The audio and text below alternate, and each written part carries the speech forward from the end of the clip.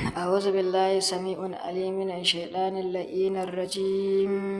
بسم الله الرحمن الرحيم nasarar ayyukanmu na yau insha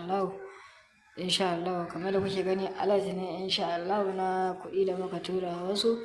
mun gabatar musu da ayyuka insha Allah wannan rana ta juma'a da fatan kwana cikin ƙoshin lafiya Allah ya saka amin a kullum kuma a koda yaushe muna ƙara farin cikin sanar muku da cewa a koda yaushe muna gabatar da ayyukan mu na tasrifi bangaren mallaka kare sihiri bangaren abin da ya shafi jifa mutanen Tripoli kuma wanda muka tura masa da sako da dai sauransu muna kowannen mu fatan alkhairi da fatan muna lafiya Allah ya saka amin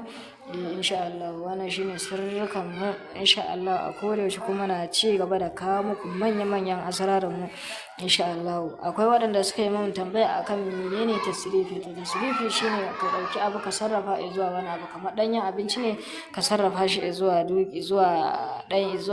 wannan dafaffe sannan ka ci insha Allah to muka sarrafa turaruka ne ko bangaren kaucika ne ko zeba da sauransu haka insha Allah ga duk mai bukata cikakken bayani akan tasrifi sai mun bashi tabbaci kafin nan yayi ko kuma ya zo inda muke mu gabatar masa da aiki mutum zai iya tantabar mu ta WhatsApp insha Allah don mu bashi tabbaci akai biznillahi ta'ala ga duk mai bukata zai iya tantabar mu insha Allah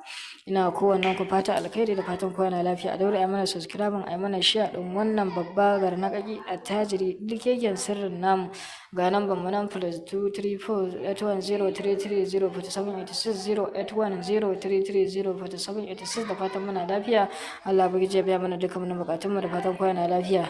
bisalam mun gode muna kowannen ku fata alkhairi mutane da yawa da muke ganin ta sakonnin ku insha Allah alhamdulillah muna godiya ga Allah ya kowa mai komai insha Allah baiwa ce insha Allah sannan girma ne kuma Allah shine babba ubangiji Allah ya ba mu damar a ci gaba da kawo muku manyan sirrukan mu